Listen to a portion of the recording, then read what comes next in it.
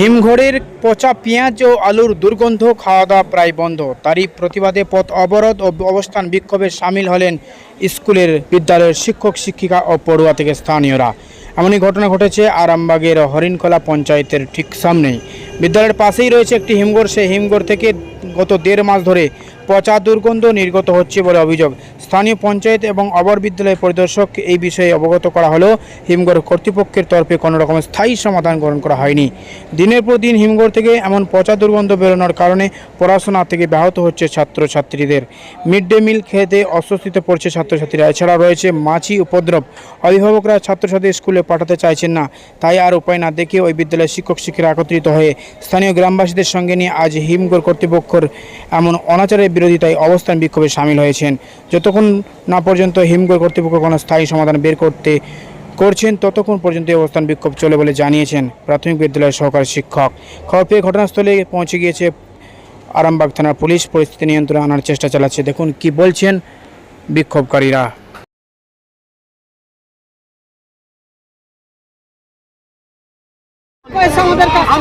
আমাদেরকে লিখিত একটা দিন না, লিখিত দিয়ে দিন না।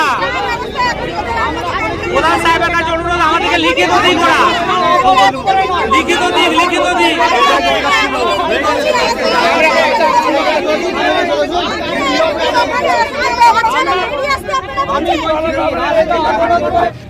না, এটা বিক্ষোভ তো অবশ্যই একটা হয়েছে।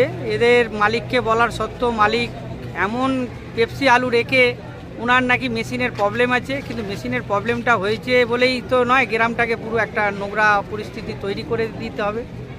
আমরা মালিককে কয়েকদিন ধরেই বলে যাচ্ছি এবং মালিককে কাল রাত্রির 11টার সময় আমি ফোনে কথা বলেছি। মালিক আমাকে বলেছে আমাকে 2 দিন টাইম দিন, 2 দিনের মধ্যে যে আমার পচা আলু এখানে এবং পচা পেঁয়াজ যে ফেলা আছে এইগুলো আমরা ব্যবস্থা করে নেব, তুলে নিয়ে চলে যাব এবং দুর্গন্ধ যতখানি পারবে আমি এটা মুক্ত করার চেষ্টা করব। এটা কথা দিয়েছে। আমরা সেই মতন কথা আমার যারা ছাত্রছাত্রী এবং আমার গ্রামবাসী যারা বিক্ষোভ দেখিয়েছিল তাদেরকে আমরা এসে বলতে বিক্ষোভ তুলে নিয়েছে। আমরা মালিক পক্ষ এবং ম্যানেজার আছে মালিক পক্ষর তরফ থেকে, ওনাকেও বলবো। ওনার জিসিপি এসে গেছে, অলরেডি কাজ শুরুও হয়ে গেছে। আমাদের 2 দিন, এবার কাজ চলতে চলতে 2 দিনটা 3 দিন হতে পারে, সেটা আমাদেরকে মেনে নিতে হবে। যত তাড়াতাড়ি হবে এটা মুক্তটা করে দেবার ওনারা আশা দিয়েছে। আমরা সেই আশা মতন পদ অবরোধ তুলেও নিয়েছে এবং গ্রামবাসী দিকে আমরা এবং ভাইয়ের দিকে আমরা কথা দিয়েছি, সেটা সেই মতনই কাজ হবে। আপনার যেটা স্থানীয় মানুষ বলছে সামনেই আপনার পঞ্চায়েত এবং আপনাকেও নাকি বিষয়টা বারবার জানানো হয়েছে, তারপরে কোনো পদক্ষেপ নেই? হ্যাঁ, আমাকে অলরেডি ওরা জানিয়েছে, আমার গার্জেনরাও জানিয়েছে। আমরা তো মালিক পক্ষকে বলার আমরা বলছি, আমরা উপরের নেতৃত্বকে জানাবার আমরা জানাচ্ছি। মালিক পক্ষ বলছে আজ যাচ্ছি এবং বর্ষার তারে জিসিপি আসে না, আজকে জিসিপি এসেছে, কাজ শুরু হয়েছে। আজকে কিসের জন্য বিক্ষোভ চলছে? আমরা নবাসন প্রাথমিক বিদ্যালয়ের শিক্ষক শিক্ষিকা, অভিভাবক এবং ছাত্রছাত্রী সমেত এই গ্রামবাসীরা সবাই এই বিক্ষোভ কর্মসূচিতে সামিল হয়েছি। কারণ আমাদের স্কুলের পার্শ্ববর্তী আছে মোহিনী অ্যাগ্রো প্রাইভেট লিমিটেড নামক একটি হিমঘর। এই হিমঘর থেকে বিগত প্রায় 1.5 মাস ধরে পচা পেঁয়াজের দুর্গন্ধ ছড়াচ্ছে। আমরা স্থানীয় পঞ্চায়েত এবং আমাদের অবর শিক্ষা বিদ্যালয় পরিদর্শক তাকেও জানিয়েছি এ বিষয়ে, কিন্তু এখনো পর্যন্ত কোনো এই হিমঘর কর্তৃপক্ষ কোনো স্থায়ী সমাধান গ্রহণ করেনি। এই দুর্গন্ধের কারণে স্কুলের পড়াশোনার পরিবেশ ব্যাহত হচ্ছে, বাচ্চারা মিড ডে মিল খেতে পাচ্ছে না, এত মাছির উপদ্রব যে অভিভাবকরা বাচ্চাদের স্কুলে পাঠাতে চাইছে না। তাই আমরা আজ গ্রামবাসীদের সাহায্যার্থে এই হিমঘর কর্তৃপক্ষের বিরুদ্ধে আমরা এই অবস্থান বিক্ষোভ কর্মসূচিতে সামিল হয়েছি। যতক্ষণ না পর্যন্ত কর্তৃপক্ষ কোনো স্থায়ী সমাধানের আশ্বাস দিচ্ছে ততক্ষণ আমাদের এই অবস্থান বিক্ষোভ চলবে। প্রশাসনকে জানিয়েছে? অবশ্যই আমরা জানিয়েছি। কি বলছে প্রশাসন? বিভিন্ন ঊর্ধ্বতন কর্তৃপক্ষের কাছে আমরা আবেদন করেছি, কিন্তু এখনো পর্যন্ত আমরা কোনো সাড়া পাই। আপনার নাম? আমার নাম সন্দীপ দে, আমি নবাসন প্রাথমিক বিদ্যালয়ের সহকারী শিক্ষক। সমাবেশে দাঁড়িয়েছি, কোনো সমস্যার সমাধান না হওয়া পর্যন্ত আমরা স্কুল আর চালাবো না। এখন কি চাইছেন? আমরা চাইছি এটার একটা স্থায়ী সমাধান হোক।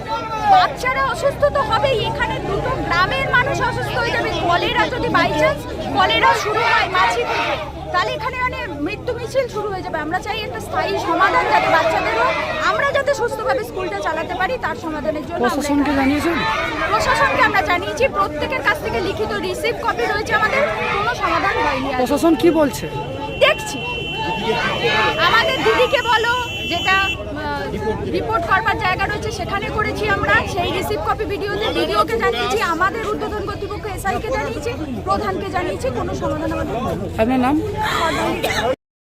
থেকে এই ঘটনাটা ঘটেছে, অস্বীকার তো করার নয়, আমরা নিজেরই সব জায়গাতে জানিয়েছি, আজকে চরম আর্থিক চলে গেছে, আপনারাও আর দাঁড়াতে পারছেন না, ঘরে টিকতে পারছেন না। আমি প্রতিটা বাড়িতে যাচ্ছি, প্রতিটা বাড়িতে যাচ্ছি, প্রতিটা বাড়িতে খাবার তালাতে মাসিতে ভর্তি ভ্যান করছে, কিন্তু আন্দোলন করেছো, আন্দোলনের মতন আন্দোলন করো, অভিযোগ আছে তোমরা বলো, কাউকে গায়ে হাত দিয়ে নয়, ঠেলাঠেলি না করে। তোমাদের যে বক্তব্য আছে, দুজন এখানে ম্যানেজার সাহেব আছেন, আপনার মালিকের প্রতিনিধি, ওনাকে প্রশ্ন করুন, ওনার উত্তর শুনুন, তারপর আমরা উত্তর আছে, আমাদের প্রশাসন আছে, উত্তর দিন। আমি গ্রামের মানুষ হিসাবে, সাধারণ মানুষ হিসাবে, এবং আমার এখানে মেয়ে প্রাইমারিতে পড়েন, আমি অভিভাবক হিসাবে এখানে এসছি। দিনের পর দিন আমরা হচ্ছে এই কর্তৃপক্ষকে দরখাস্ত দিয়েছি, কোনো ফলপ্রসূ হয়নি। আমরা আজকে ডায়রিয়া হয়েছে, আমাদের অনেক বাচ্চা ডায়রিয়া হয়েছে, বমি করছে, কিন্তু এখানে আমি অনুরোধ করবো কেউ গায়ে হাত দেবেন না, কারণ প্রশাসন আছে আমাদের মাথার ওপরে।